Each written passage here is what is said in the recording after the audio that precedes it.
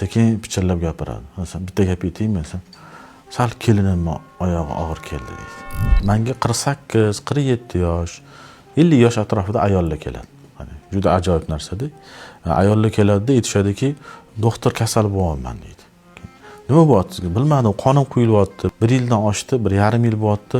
Davleniyam oshyapti. Nimagadir ortiqcha vazn bo'ldi. Nimagadir bo'g'imlarimda, bellarimda og'riq paydo bo'ldi deydi. Nimadan keyin boshlandi bo'lasam, sekin pichirlab gapiradi. Masalan, bitta gap aytaymi sen? Sal kelinimni oyog'i og'ir keldi deydi. Kim aytdim? Keliningiz nima aloqasi borsam, ishonasizmi deydi. Mana kelin qilganimga 1 yildan sal oshdi deydi.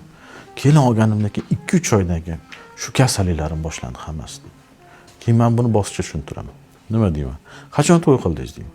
10-aprelda to'y qildim. Xo'p, menga 8-apreldagi kun tartibingizni aytib bering deyman.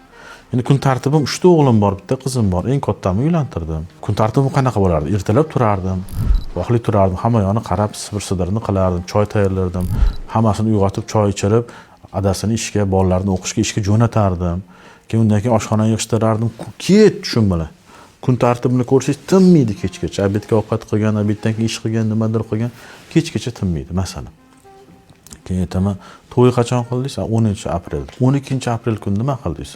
Nima qildim deydi. Shunda men aytaman, to'xtang deyman. 12-aprel kuni sekin turdingiz, derazingizdagi pardani ochib, kelin turdimi ekan deb qaradingiz hovliga. Turgan bo'lsa soat 5:30 yoki 6 turgan bo'lsa yaxshi. Turmagan bo'lsa, nimaga turmadi ekan? Dangasi kelin olib qo'ydimmikin deb xavotirga tushdingiz, to'g'rimi? Keyin nima bo'ldi? Keyin sizni keliningiz chaqirdi. Oyijon, nonushta tayyor, keling. Nonushtaga o'sha korolevaladay chiqib o'tirdingiz. Nonushta qildingiz. Nonushtadan keyin hech narsa bo'lmagandek turib ketdingiz. Orqangizdan keliningiz yig'ishtirdi, boshqa ishlar. Umuman olganda sizni harakatlaringiz, ishlaringiz 80%ni kim oldi qo'lingizdan? Keliningiz oldi. Harakatda yurgan bir ayol birdaniga harakatda 70-80% kamaydi. Nima bo'ladi? O'z-o'zidan qon quyiladi.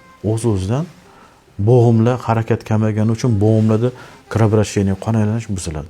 Bel og'rig'i, tizza og'rig'i paydo bo'ladi. Ortiqcha vazn paydo bo'lishni boshlaydi.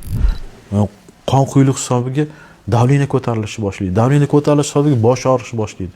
Harakat kam bo'lgandan keyin serotonin kam bajariladi. Harakat kam bo'lgandan keyin kayfiyat tushishi boshlaydi. Hamma narsa yoqmaydigan jizzaki ayolga aylanib qoladi. Desam, ha shunaqa bo'lib qoldim rostdan deydi. Ko'rdingizmi? Birgina harakatni oddiy mana o'sha ko'p uchraydigan holatlardan bittasini aytayman-da. Kamayishi, mana onalarni, ayollarni kelin olgandan keyin harakatini keskin kamayishi uni ko'plab kasalliklarning yuzaga chiqishiga yoki paydo bo'lishiga sabab bo'ladi. Mana bitta eng oddiy misol bilan tushuntirdim.